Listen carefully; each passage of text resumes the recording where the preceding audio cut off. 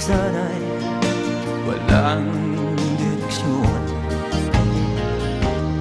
Tila kay lupit-lupit nitong panahon. Huwag kang mawawalan